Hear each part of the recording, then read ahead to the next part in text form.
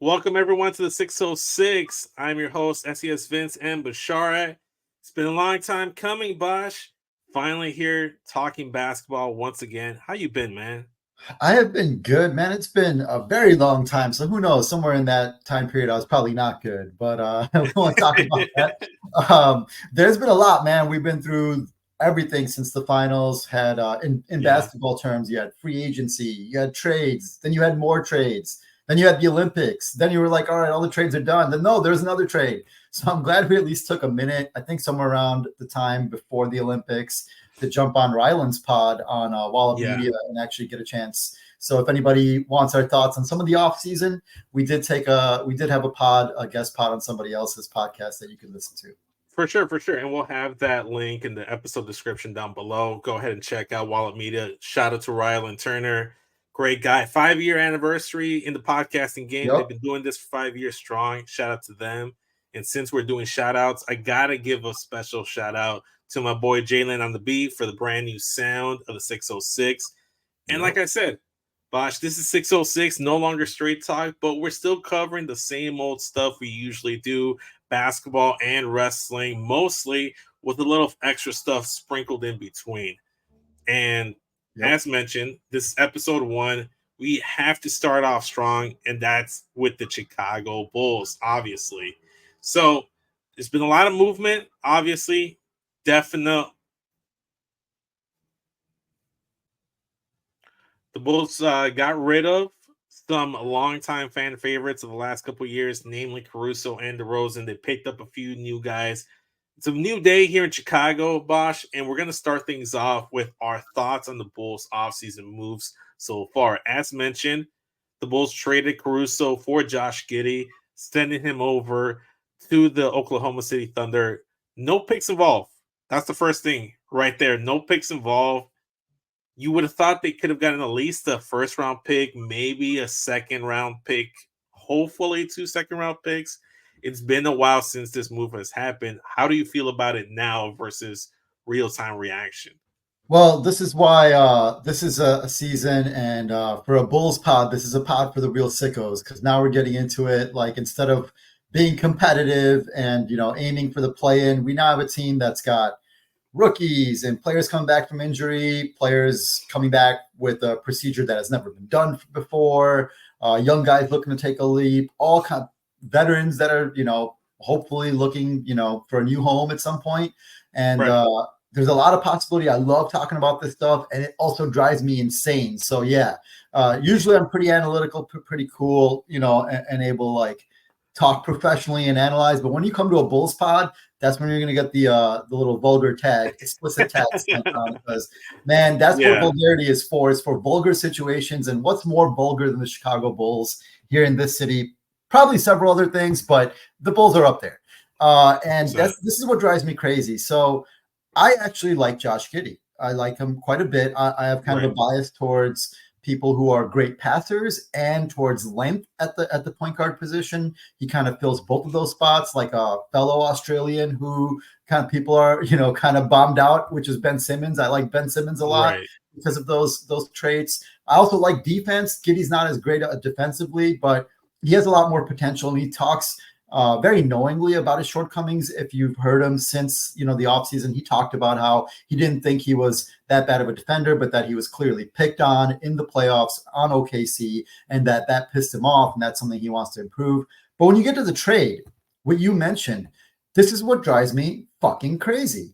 The it's the minutia of the trade that to me it's not about winning or losing a trade. It's about, does the trade win for your team, right? Like winning the trade for your future or your present. And this is obviously a trade for the future. And I don't understand what uh, any Bulls organization, honestly, going back to many to decades now, but especially this one, I don't understand what it is they're looking at or what they're doing. This is why I've taken to the extreme personal insults at Arturas Karnisovas and calling him stupid. Because is he stupid? I mean, probably not, but let's see. That remains to be seen, in my opinion, because what else would you call not pushing your advantage in a leverage situation? To me, OKC, was more desperate. Giddey was kind of exposed in the playoffs for his ability to right away Right. be a high level player on a serious playoff team. So OKC, a legitimate championship contender, wanted to replace him in the rotation. He was at a lower point of value in terms of like being able to find a home for him because of those shortcomings and because of the fact that he has a contract extension coming up where you have to commit money to him. Alex Yeah. Caruso is on a bargain contract. He is possibly the best defender outside of Victor Wembanyama in the NBA, and certainly the best perimeter defender. He's a difference maker on a bargain contract, which makes him highly valued. So I don't understand why Karnisovas doesn't see that he has the leverage here. And by the way, the Oklahoma City Thunder had, at least at the time of trade, I believe, had the most draft picks of any team in the NBA. I think Oh, the yes. any team has ever had in history. Like 100%. yeah, and they have so many picks, they can't even actually use them because of the roster situation. They can't roster the players. They can't use the picks. They just traded like God, what was it? They traded like a first rounder to like New York for like several 5 second rounders or something like during the draft, something of that nature, because they can't use Something their like that. picks.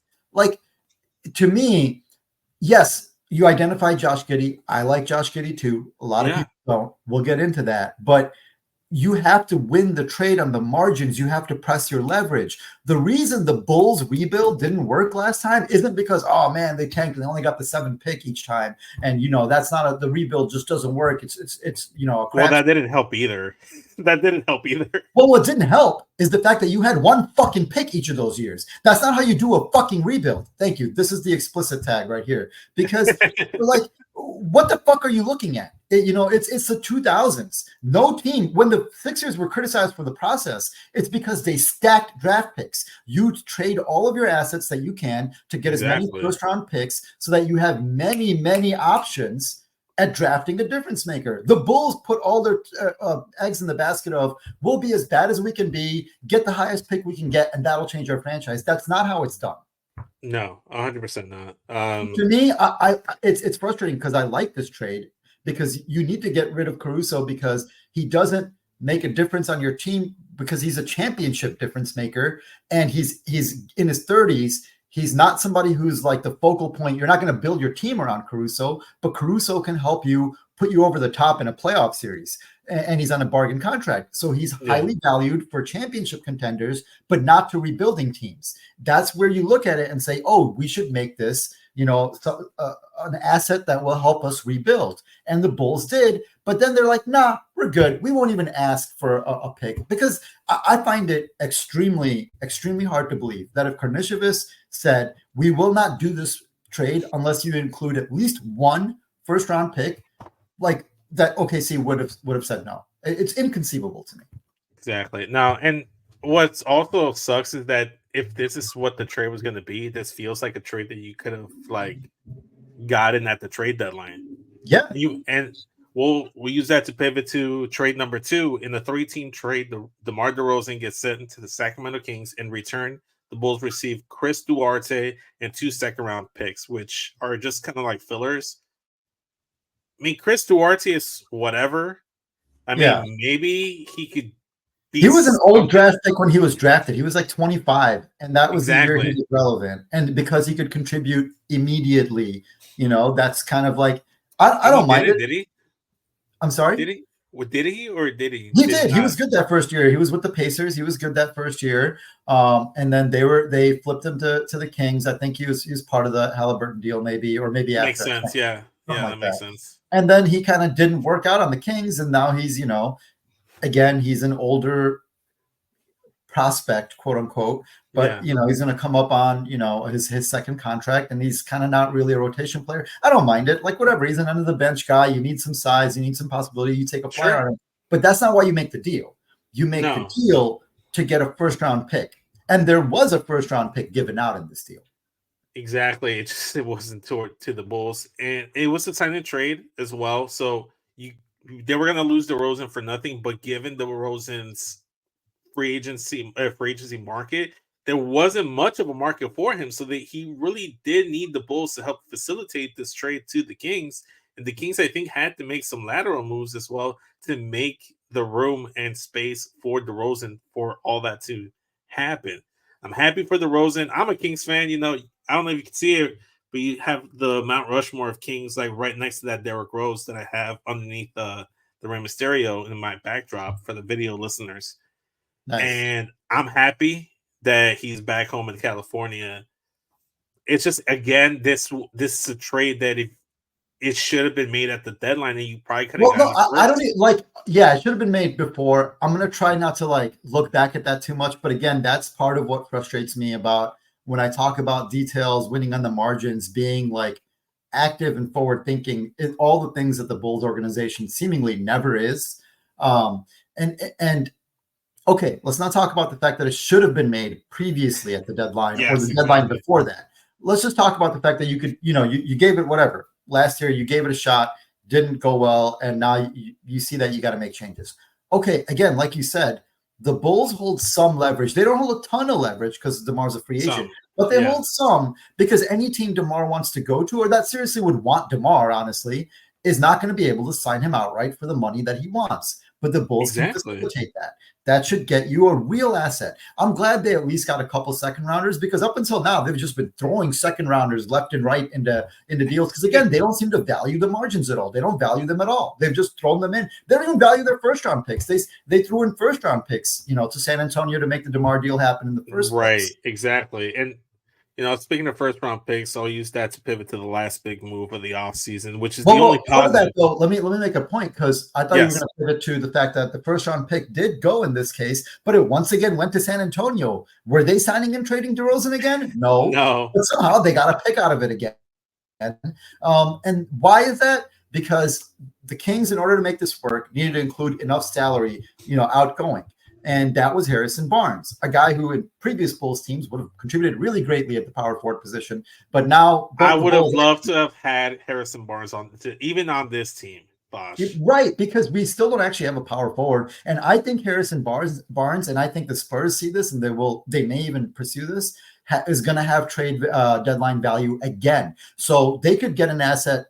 They, meaning the Spurs, can get an asset Yeah. for taking him, which is what they got was a first round unprotected draft pick swap in 2031 with the Kings. 2031, 7 years from Ridiculous. now, Unprotected. It's unprotected. Jeez. unprotected. It could be a number one, whatever the hell the pick ends up being. When Wembanyama, likely if the Spurs Yeah, still have him, the Spurs will be very good, and the Kings could be on the downswing after the Fox Sabonis, team. exactly. So So we'll see. so the We'll see Bulls what happens. could have gotten him right or gotten that pick, but if they took Harrison Barnes, they would be paying the luxury tax. They And would have, that's where it all comes down to is but penny again, pinching by Jerry but it's Reinsdorf. not even smart. It's not even penny pinching, in my opinion. It's again, it comes down to are you stupid? Or is the luxury tax such a line that you can't even risk going near it? I Because the think Bulls don't pay the luxury tax if they complete this trade. no. You don't pay the luxury tax till the end of the year. You have until then to figure out a way to get out of it. And again, I think they could have. You could have moved other contracts by the trade deadline to get under it if it was that big a priority. Or most Right. likely, you would have moved Harrison Barnes. There's probably going to be a contender with an injury or some sort of shortcoming who needs a player like Harrison Barnes, who has some dead salary, and you could have made that swap. And again, you're a big market team. So if you risk it and you end up paying the tax, but you get a first round unprotected pick swap out of it, that should be worth it to any team that's in New York, LA, San Francisco, or Chicago. But unfortunately, that's just not how this team operates. No, not at all. And the unfortunate part is that just kind of goes to show you how incompetent, or maybe not incompetent, but lack of a backbone that AKA Mark Eversley, this whole front office has, because they know where Jerry Reinsdorf stands. Even though you laid it out perfectly, saying that you're not gonna pay the tax until like you remove the contract towards the end, not immediately. He Right. doesn't. He doesn't care. He doesn't want to Well, does he? even Does be he? in it. Like this is again. Is he dumb? Does he not know this? Because the Bulls operate this way every year, and Who other teams knows? know this. And even if that, I think it's abhorrent that the Bulls treat the luxury tax as some sort of unreachable thing that Yeah. cannot even be considered unless you're already a championship team, which is it doesn't make sense. You don't get to be a championship team unless you first go into the tax. But they never will be a championship team because they'll never go into the tax. But again, even if that is the case, and that's that's the concern you have, you can get out of it. You have another. They're just too afraid to lose their jobs because they're afraid that even though, like you said, it makes sense, or maybe they don't know. I'm guaranteed they probably do know. Like, let's assume, give them the benefit I of mean, the you doubt would they think do so. know. I They just assume don't they care. don't. They just don't care. I don't think Jerry Reinsdorf cares, and that's the issue. There's no backbone. Yeah, There's no backbone with the front office. But like agreed. I said, we're gonna try to be a little less negative on the That goes debut into my episode. favorite. That goes into my favorite game to play with every Bulls transaction about AK, and that is the game of, is he stupid or a loser? Which is it? It's one of the two. There's no other There's no in explanation. between. There's no in between. But Yeah. like I said, Bosh, debut episode. Let's try to pick things up with a little positivity here. And the third big transaction is in the draft. They drafted the hometown kid, Montez Bacelis, number 11th overall, which I thought was a steal because this is a dude that prior to the injury concerns was touted or penciled in to be the number one pick or the top 3 in that top 5 section of the draft, and he fell to us at 11. I love the guy, and everything I hear from his interviews makes me like him even that much more. Not just his interviews, when you hear him on the court. 100%. Like he feels he gives me like some Joakim Noah energy in terms of his mentality, Dude, which I I hadn't love. even thought of that. That's a great comp. Yeah, honestly, and I love it. So let's talk about Montez Bacelis, and then we'll pivot to the number 2 topic. But yeah, thoughts on Bacelis, because we've I already also talked like about him. it. I was scrolling up right now in our text message exchanges because we were texting during the draft, and I wanted to see, because you asked me again, just to preface a little bit. People said this wasn't a good draft. What does that mean? Like, that doesn't mean like the players aren't good. What that means is there's no like surefire top 3 sort of generational talent, like or people that you're really sure of, right? And even that could turn out to be wrong, because a year ago people were very sure about Scoot Henderson, right? And that, well, I mean, it's not necessarily wrong, but so far after his rookie year, Scoot, he hasn't shown that, right? He hasn't shown to be like a surefire thing. No, he hasn't. Right. So what you mean by that is at the top of the draft, there's like you're looking for guys like Anthony Edwards and Lonzo and LaMelo Ball that year, or guys like Victor and Scoot, or Zion and Ja. You know, those are what you consider. Those are the guys, generational talents that'll like change your conclusion. Those are the guys you build around. In this draft, there's a lot more unknowns, and that doesn't mean that Giannis Antetokounmpo was an unknown. Nikola Jokic was an unknown. So being an unknown doesn't mean that like they're not going to be good. It just means there's less sureness and there's less separation at the top. So to me, a lot of the players were very close together. And in my board, I'm looking at that text message I sent you during the draft, right? Yeah. Before it was starting. And you were asking, you were talking about different players. And I said my list in order of like my top guys, all in the draft. Nikola Topic was number 1, Donovan Clingan, Matas Buzelis, and then Ron Holland. And those are my 4 guys I had. And Buzelis was number 3 to me overall. Like that was, and so you're right. Like you always talk about, teams always talk about, oh, this guy, we expected him to be so much higher. He fell to us. They say that no matter what, no matter where they pick. In this case, I think it's very true. I was not expecting Buzelis to go to last. Forget the top 10. I wasn't expecting him to go past 7, Right. I actually thought Nikola Topic, who actually went to the pick right after the Bulls, I did expect him to drop. So because he has an injury that'll keep him out this year. And so teams are a little less sure of it. But I thought he was the number 1 talent to me. I would have gone for him. And had the Bulls done a little bit more pushing, who knows? Maybe they would have gotten that OKC pick, because that's who picked him immediately after the Bulls at number 12. Could you imagine if they had done the Caruso trade, gotten that first round pick, they would have ended up with Topic as a guy that for next season, and then Bacelis for this year? And that's how you do a rebuild, because he's Josh Giddey insurance. If Giddey doesn't turn out to be that great, or doesn't turn out to be the ball distributor that you want, that's what Topic, like, that's his skill set. That's what OKC, you know what? That's why OKC drafted him, because they're like, okay, we got Giddey.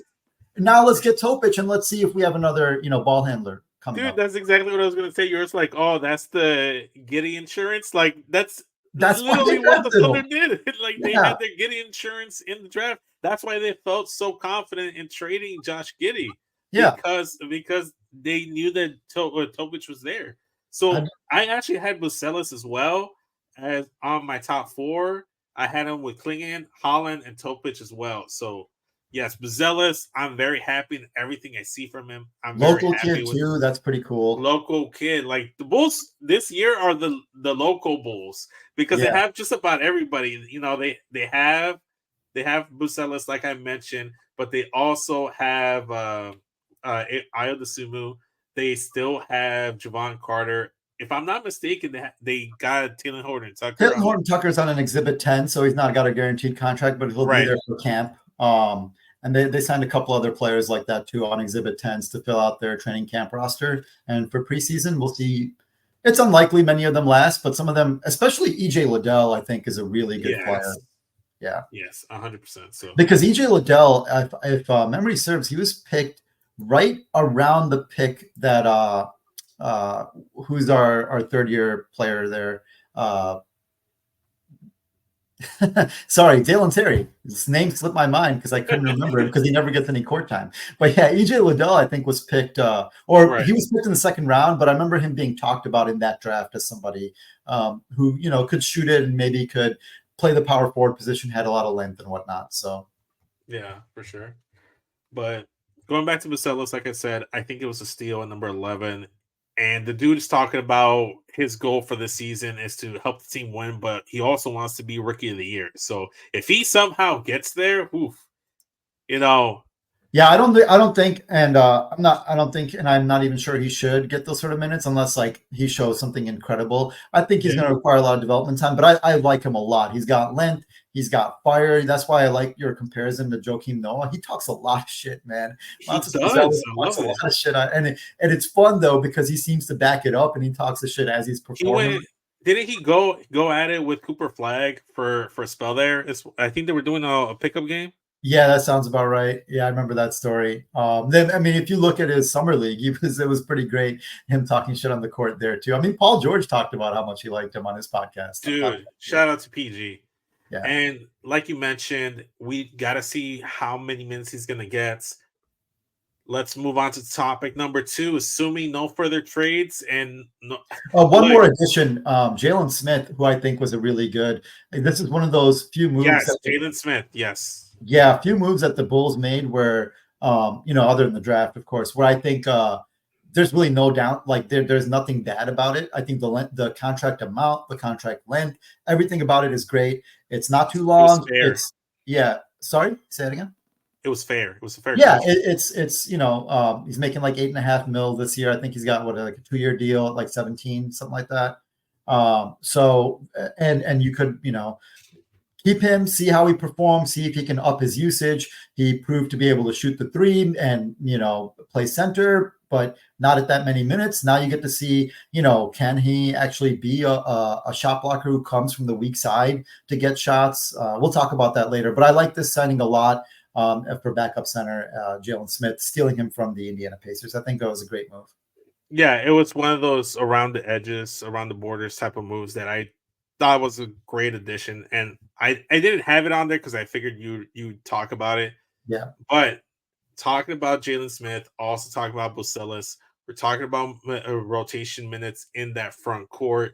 Patrick Williams is being said that he's good, he's 100%, but then he's like not playing. It's a lot of uncertainty and a lot of do you trust what the Bulls team is actually saying to you until you actually see him on the court.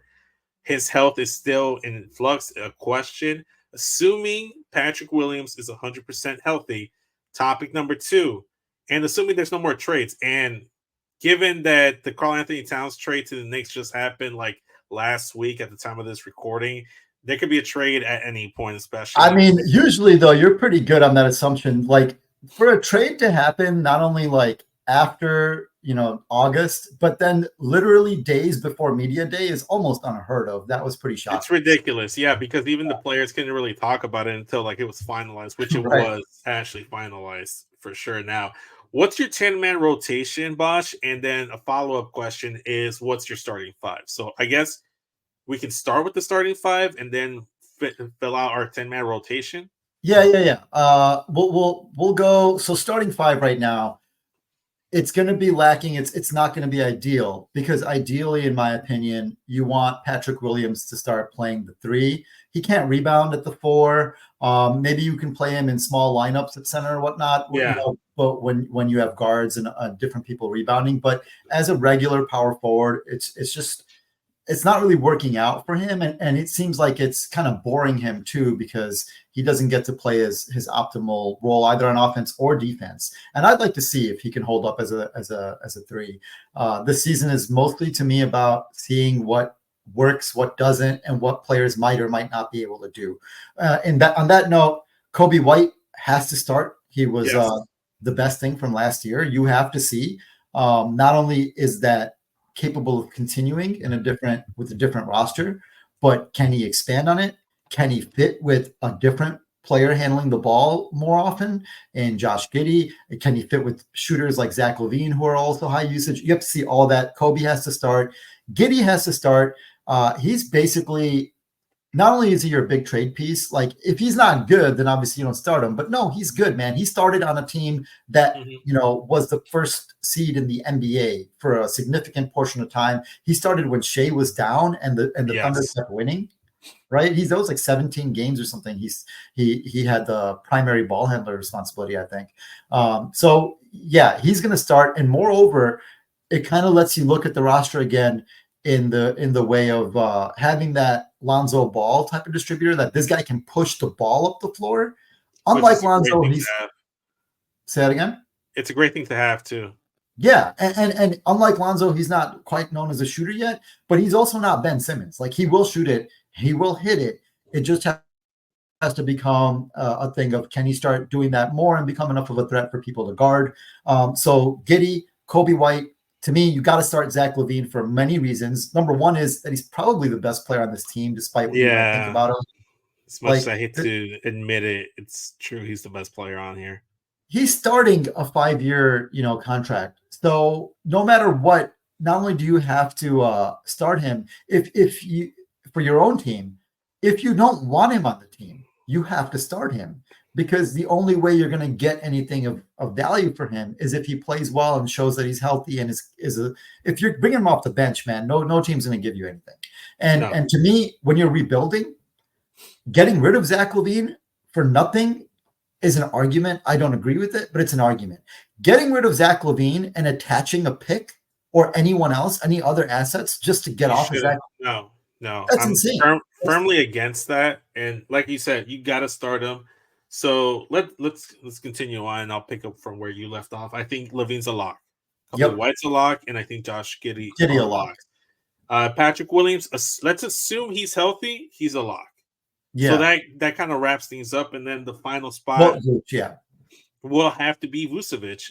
As much as it doesn't seem like he wants to be here anymore, Vucevic is the best center, and for the same reasons as you mentioned with LaVine, you have to start him. You have to showcase him, let him get the minutes, let him look good, so that if you are able to put yourself in a situation to trade him or offer him up to a team that needs a center position, the Knicks are no longer an option, but there are plenty of teams out there, New Orleans being one of them, that require a center and have a hole to fill there. Yep. And Vucevic could fill that position for them. So I think that's a lock on the starting five. Are we in agreement here? 100%. It's Giddey, Kobe, Zach, Patrick Williams, and Nikola Vucevic, at least to start the year. And again, that's going to give you very little defense, but who knows, man? Giddey wanted to improve. This is a chance for Zach. The Bulls are changing their scheme somewhat, which we'll talk about later. So, I think this is what you start with. Let the chips fall where they may. A high-powered offense and a bad defense is what I'm expecting. Let's see how that works out.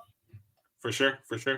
And next up, we'll go into the 10-man rotation, and there's a few guys that we have to just mention because they're locks for me, I believe, and then you can answer and go from there. Yeah, I want you to go first because I'm going to take a little bit. I'm gonna No worries. I know how this goes. I know how it goes. I know how to handle the situation. So the first one is Ayo Dosunmu. I think that's a lock, foregone conclusion. that he's going to be the first guy coming off the bench, if not the second guy coming off the bench. The other guy that's a lock for sure is Torrey Craig for me because he's the only serviceable, reliable backup front court guy, wing guy that can play defense, shoot a little three. And then the third guy, obviously, is Jalen Smith, which we talked about previously before talking when we talked about the Bulls offseason moves. He's going to be the primary backup center, the replacement for Andre Drummond. And given like how Billy Donovan wants to go about things, you could see a scenario where he plays the 4th spot or the 5 spot next to Nikola Vucevic. And that's where you can maybe get a bigger lineup with Pat, Jalen Smith, and Vucevic. So I think he's integral in the roster coming off the bench. And then the 4th guy, of course, everybody's saying that he's looking really good. I have to see it to believe it, and that is Lonzo Ball. So I think those are the 4 out of the 5 locks in that. And that's a 9-man rotation. rotation right there. And now if you extend to 10, then there's still a number of players that are important to the present and future of this team that we haven't mentioned at all. Who do you got there? Okay. Here's the thing. Initially, I kind of juggled it between Chris Duarte and Javon Carter because they're veteran players. But given how Javon played last year and given how deep we are at the point guard and guard perimeter rotation in general, I don't think either of those 2 guys are it. I think you have to give the minutes to Montas Bacelis. If not, I can see Billy giving it to Dalen Terry just because he knows the system and he's been with the teams. This would be his 3rd year with the team now. For Dalen, yes. He'd be starting his 3rd season. Yeah, it's number 3. Yeah. Yeah. So if it were up to me, you give those minutes to Montas Bacelis, given that he does have the length and the size to play the 3, the 4, or even the 5 in a small ball lineup. He could be sent over back into the G League instead of playing with the Ignite with the Windy City Bulls this time around. I am not for that, but I think it's between Montas Bacelis or I think it might be like Dalen Terry or Chris Duarte or Javon Carter. I think those are the 4 guys that are for sure like in that spot.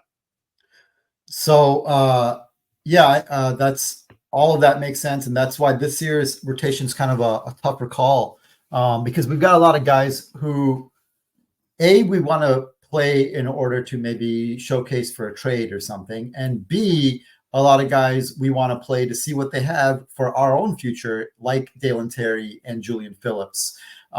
So this is a tough call. To me, this is why in the starting lineup I said to begin the year. To me, even Patrick Williams is probably the only question mark in that starting lineup.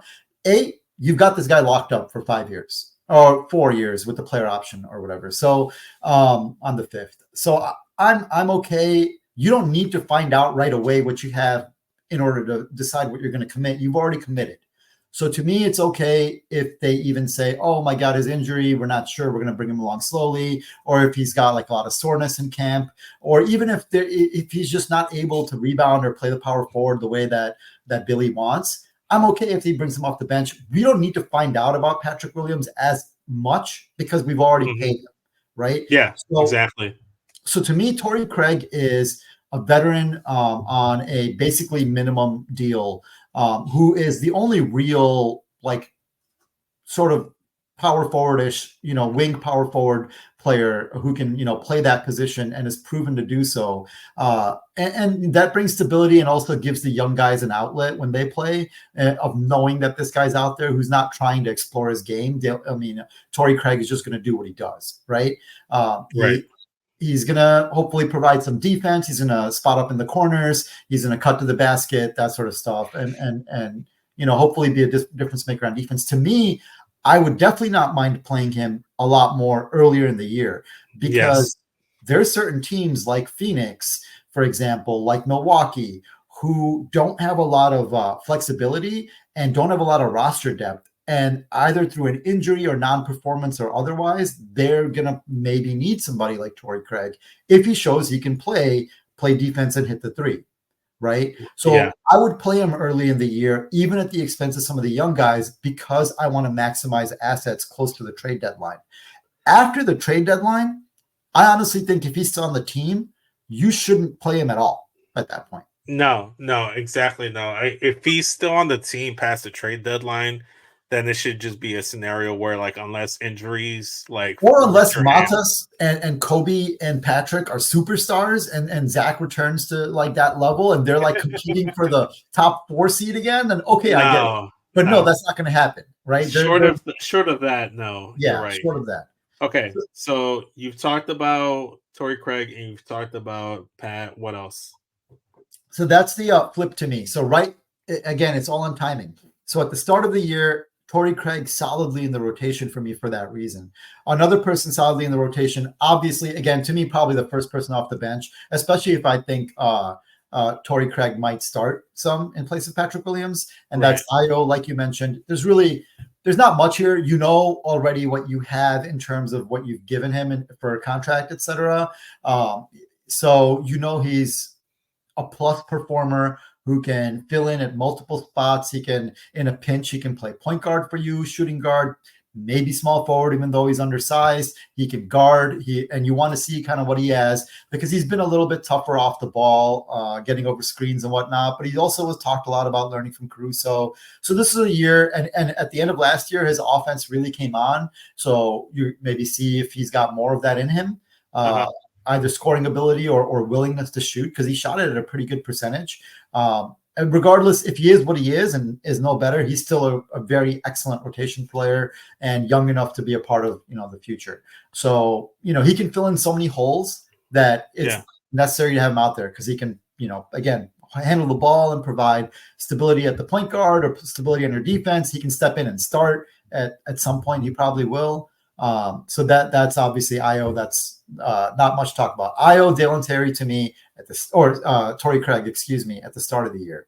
Then your new signing, who we've all talked about, your power forward / center, and Jalen Smith. I misspoke earlier. I said 2-year contract. It's a 3-year deal. So they've got him locked up for a good portion here. And what you want to see from him, first at the beginning of the year, is that what he did last year in Indiana, is that real? Can he continue shooting that well, continue running in transition, and that sort of deal? And then you want to see, can he play more than like 22 minutes a game? At some point, you're going to want to see that because you're going to want to trade Vucevic and you're going to want to know, is there a different person who's going to need those minutes at center, or can this guy handle 30 minutes at center? At some point, you're going to want to see that. Like you said, it wouldn't even be a bad idea. Let's say Torrey Craig does play, but is not good and he's bad. At that point, no, you don't keep playing him. You sit him and you start playing guys like Julian Phillips or Jalen Smith at the power forward position. So that's something you want to see. That's 3 guys down right there, right? So number 4, this is where I'm going to differ a little bit. So I do want to see Matas and on the floor. But I do think I think he'll get at least a few minutes no matter what at the start of the year, right? I do think he needs to put on some strength. I think he gets pushed around. It's going to be a big problem for him defensively. And on offense, he kind of needs to learn when he drives into the lane, he gets in trouble a little bit because he's not quite sure how he's shooting, but he's a good passer, but he doesn't quite have the court awareness to like know where his guys good are. Off the ball though, he's really good cutting off. Yeah, he's great as a cutter and whatnot. So for like Giddy to find him like that will be good, very good. But if he's getting pushed around and really putting up bad shots, for the first month or 2, it's not a problem. But I want him to be, most likely his minutes will be cut down at that point. And you don't want him to lose confidence. I don't mind him going down to the G League for more minutes and whatnot. That's perfectly fine, especially early in the year. Again, after the trade deadline, everything changes. I think you play Matas Buzelis as much as possible after February. But I agree. In November and December, up and down, kind of, fringe rotation minutes is fine. And that's because another person in that rotation, someone you mentioned, is a big question mark, and that's Lonzo Ball. Lonzo Ball is coming back not only after not having played for 2.5 years, but he's coming back after having a medical procedure done that nobody has ever had done before, at least in professional sports, to try to come back and play. And that is a meniscus replacement. Right.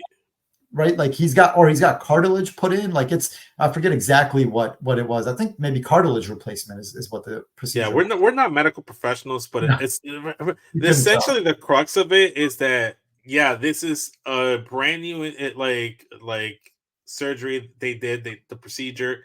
No one's ever came back after doing this procedure.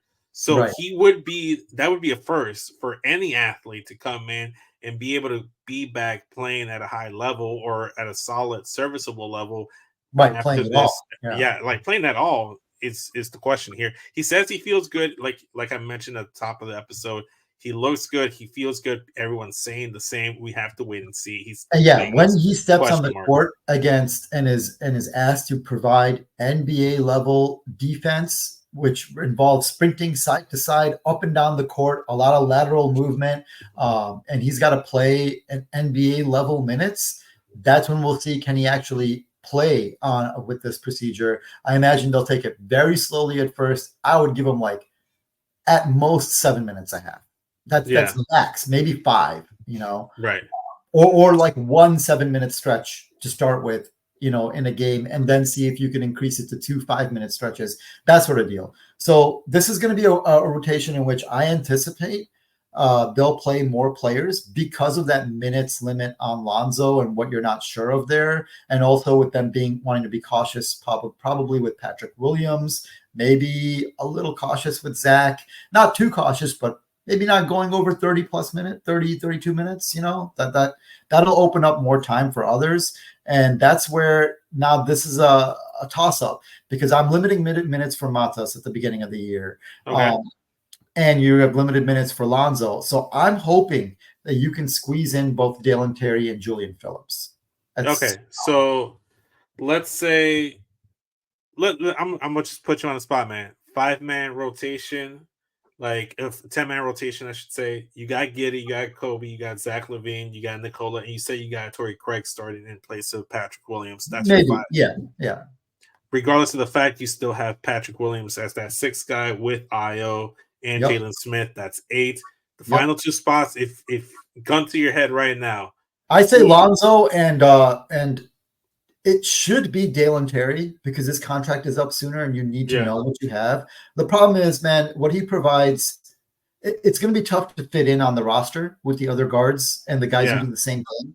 I'd rather see Julian Phillips out there to see what he's got, because he can actually, he seemed like he's actually possibly a future rotation piece, and he can play not just the wing at small forward, but he can then go up to power forward where the Bulls are really lacking. And you can find out, can this guy, be a backup power forward reliably? Can he play the position at all, on a consistent basis, or is it just a spot sort of thing? So that's important to me.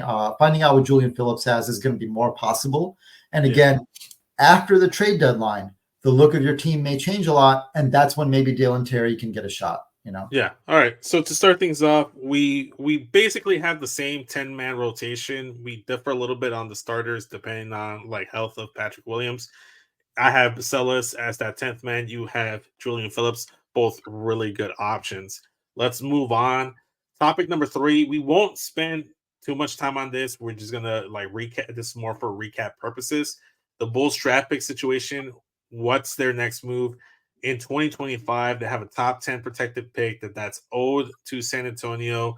They don't need the worst record there.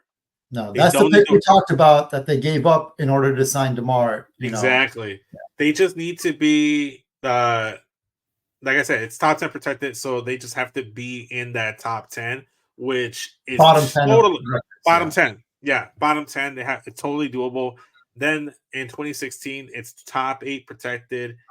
They only need to be the bottom 4. They only need to be the bottom 4 record. So worst case scenario, and that's in that situation, they'd be like the 8th pick in the draft, and they keep the pick. So as long as they have a bottom 4 record, they'll keep it.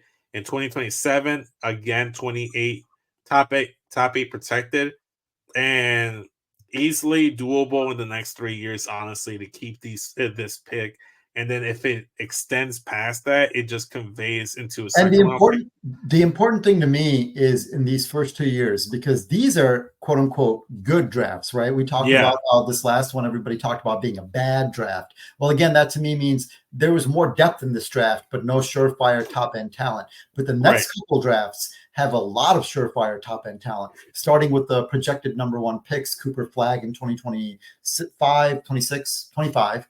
And then 25, yes. Cameron Boozer in 26. That's 2 years out.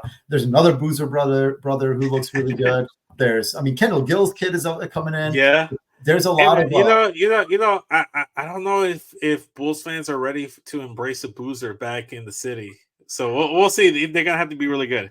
I Uh, mean, if he's good, then I think we'll be happy to embrace him yeah, back. that just my one shot at Carlos Boozer. Got to make a Carlos Boozer joke there in Yeah, 2020. yeah, Move on to the next subject here at hand, and that's a question that this is going to close off the show, but it's going to encompass a lot of things.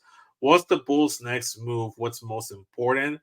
There's develop the young Bulls, the young talent. You got rebuild Zach LaVine's trade value, along with also have trade value for guys like Vucevic, Javon Carter, Chris Duarte, Torrey Craig, all these guys, maybe even Alonzo Ball, depending on how things go. Slowly reintroduce Lonzo, and like I mentioned, raises trade value. I think is it's a third option as well. And number four, they have to be active at the trade deadline, get value for their veterans, like I previously stated. Those are my four like next moves for the Bulls, what they should be focusing on, what's most important. And number five is when will Levine leave, focusing on the Levine trade, you know? yeah, yeah. So to me, absolutely. So I agree with most of this. Again, to me, it's about you've already not maximized some of the value on the margins, and it's even more important now to try to do so. That's why I'm so desperate to try to get maybe a really good second round pick or something for Torrey Craig. It seems unlikely we'll be able to recover that for Javon Carter, especially given the number of No, on the man, roster. he was terrible last season. But I mean, he may, he looked great before that, and if he can shoot the three again and play defense again, he could get value. But we don't have time to give him those minutes. There's too many guards. To me, we're letting Lonzo play minutes. The best case scenario to me is if Lonzo is able to go up to 7, 10, 15, 20 minutes a game. If Yes. he can play 20 minutes a game and still shoot the way he used to shoot and play defense, maybe not at the level he used to, but close to it. He's a natural passer, like a pushing the pace passer. He'd be perfect on a contending team who needs to dump like some unperforming $20 million salary. Lonzo makes 21. It would be so great if Lonzo Ball could actually work up to playing 20 minutes a game by January and prove maybe not to be a starting guard, but a rotation Yeah, defender for sure. who can shoot and shoot the three and push the pace and be a good passer. There are a number of contenders who would kill for that, especially to get off of, underwhelming salary that they might want to get off of. So that to me would be a huge win. If not, if they keep him, that's fine. People who are so like, oh, what's Lonzo Ball doing? Anybody who can pass on this team is a plus because it helps your young guys prosper. Nobody who is not already a point guard is going to prosper if people can't get them the ball. That was a big downfall to me of the previous Bulls rebuild. You need guys to get these. That's why, to me, Lowry would have been much better had the Bulls prioritized better point guards. But for Dalen Terry and Julian Phillips and Matas Buzelis and even Kobe White and Jalen Smith and to be at their best, more guys who can get them the ball. The Giddey, great. If Lonzo's on the team and he can still pass, fine. Yeah, and the thing with Lonzo as well is that he's an expiring contract. So worst case scenario, you just have that money off the books. Yeah, But here's no matter a what. comparison. Here's a comparison. If he's able to be a serviceable rotation guy in the 10-man rotation for the Bulls, a team at the deadline, especially if he raises his like playing time to like 20 minutes, 15 minutes per game, can be a realistic trade target for a contending team. Just making a comparison here, and I'm not saying he's that guy, but Sean Livingston for those Golden State Warrior teams That's was exactly the best big. case scenario. Yeah. That's best case scenario for Lonzo, and I'm hopeful for him because I love the dude. Yeah, And he's got a high basketball IQ. It's quite likely.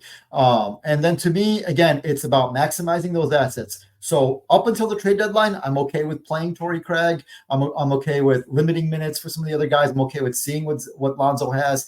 After that, the priority is development and seeing who can play and who to keep. So at that point, no more Torrey Craig. I don't want to see Torrey Craig on the floor at all if he's on the team after the trade deadline. At that point, Torrey Craig and Javon Jalen Terry, Julian Phillips, Jalen Smith, even Giddey, Matas Buzelis, priority after the trade deadline. At that point, you should maybe even start him if he's proven to be able to be on the floor and isn't getting pushed around too much. For sure. And that, like I said, that kind of goes into my number 4, which was be active at the trade deadline and get value for your vets. And that should be priority. Like the first priority, I think, like in between, it should be a balance of developing the young bulls, but also be active at the deadline, trying to make trades leading up to the deadline and get the value for your vets. Whether that's Vucevic or Torrey Craig, like mentioned previously, Javon Carter, even Chris Duarte. If somebody wants Chris Duarte for some reason, okay. Even Dalen Terry, you said he's in the contract year. Someone might take a swing at him. As much as I may not like, even if someone offers a really good deal for Kobe White, I'd be willing to. Yeah, if the deal is good, then it might be necessary. As much as we like Kobe White, but I would not. My priority is not to get off of Vucevic or Levine. No, it's to get assets. That point of a rebuild is to accumulate assets, not attach them to outgoing. Like you're supposed to take bad contracts in order to get an asset, not attach assets to get rid of them. So if there's no value to Vooch or Levine, whatever, they'll have more value as the years go on, especially as there's less years remaining on their contract. So I'm fine with them staying on the team. I'm not prioritizing moving them. I'm prioritizing getting assets. Yes, and it's those around the margins, around the border type of moves that we continuously stress throughout the episode. And I'll close this off with the final question here because we kind of talked about everything, mostly like you said about what's the Bulls' next move and what they should prioritize. Final question is, when will Levine leave? If he does leave this upcoming season, or when is the soonest you see him realistically being gone? If you've heard me before on any podcasts, I'm in the tank for Zach LaVine. I wanted the Bulls to draft him coming out. I'm still pretty high on Zach LaVine. I think he's a 3-level scorer who is like amazing athletically, but doesn't rely solely on his athleticism because of how good he shoots and how well he can pull up off the bounce. I think he's a great offensive player, and he has at times shown some potential to be a not bad, as a not negative defensive player. If he's fully healthy, I think he will be an asset. So to me, maybe half a year may not be enough to convince some team to take on such an expensive long-term contract. And if it's not, I, again, would not prioritize getting off of him. If he has a good year, I'd look at it in the offseason. And again, even if he doesn't, there will be teams that have other bad contracts that then may need to get off of those. And Zach LaVine is the way to do that, to at least get a contributor in. If there's another Ben Simmons situation somewhere in the league, which happens regularly, then that team will have no other way of getting rid of that player other than to trade for someone like Zach LaVine.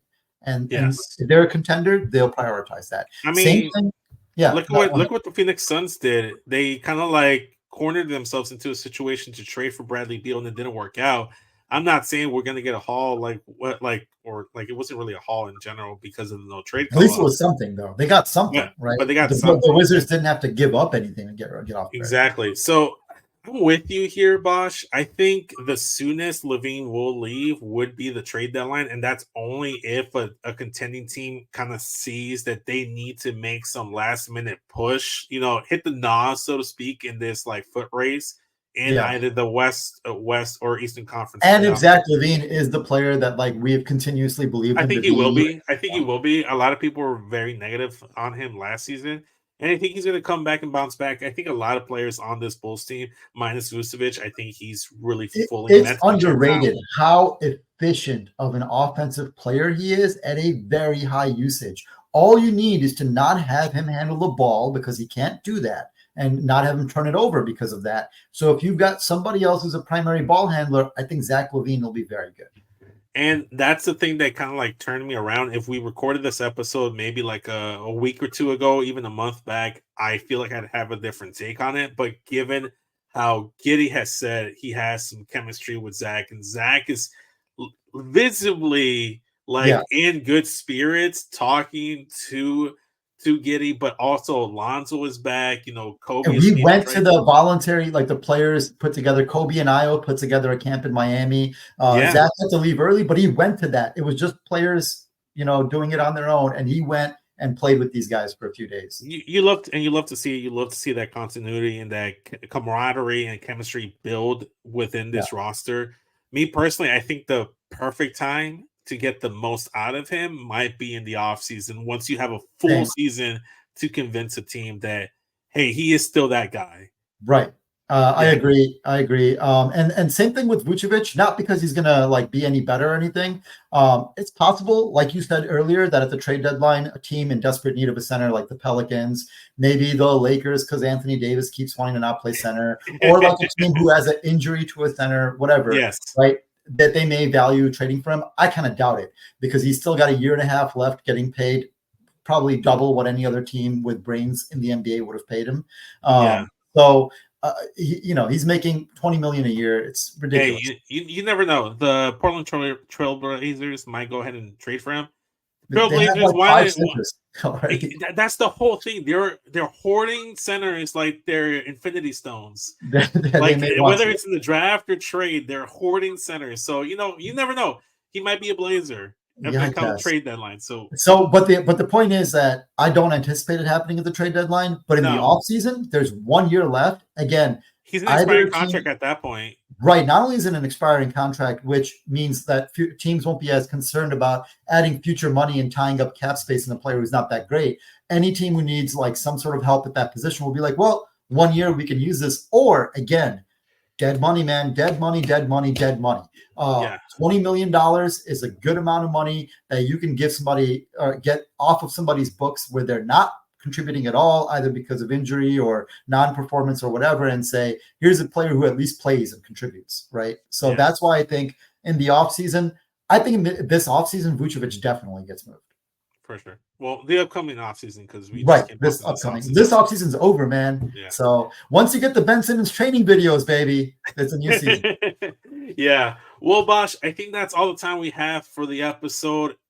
Yes. One more thing, bro, real quick, because upcoming, I'm really looking forward to it. One of the most fun things that we've talked about doing is schedule predictions, going through the schedule, who wins, what games do they win or lose, and see without a preconceived notion, like trying to make it add up to anything, where it adds up to. So with that, before we do that, what is your season prediction?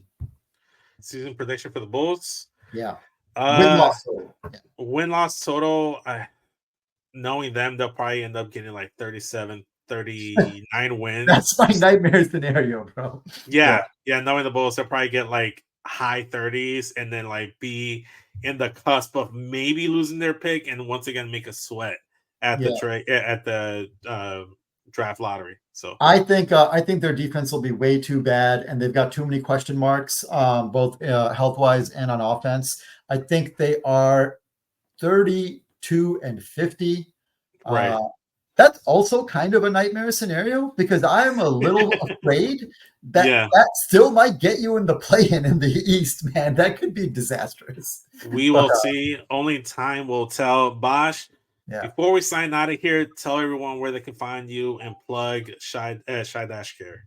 Yeah, of course. Shy-Care is .org is where you go.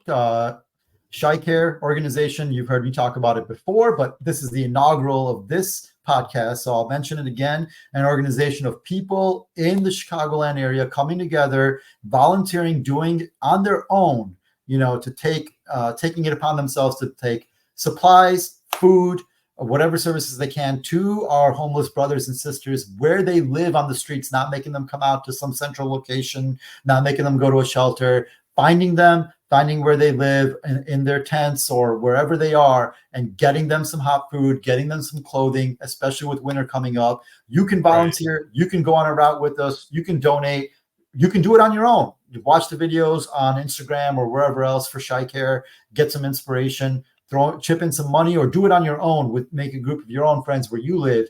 Find the people who are on the streets, and you will feel so much better, such a better warmth in your heart when you've helped somebody who doesn't have a lot of sources for help, who could be you, who could be your brother, your sister. So I'll just say that.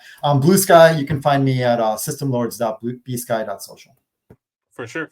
And as for me, at SES Vince on Instagram, Twitter, and everywhere else in between. You find the show at 606 Universe on Twitter, on TikTok, Instagram, wherever audio podcasts can be found. On YouTube, youtube.com/606 Universe. Go ahead and check us out, subscribe, like, comment, download everything. We're starting back up brand new, so we need all the support. You can still find us at Linktree/SES Vince and everywhere else /SES Vince as well. We're going to be feeding it to both feeds until the ball gets rolling. So with that being said, we'll catch you guys on the next one. Later, y'all. Peace.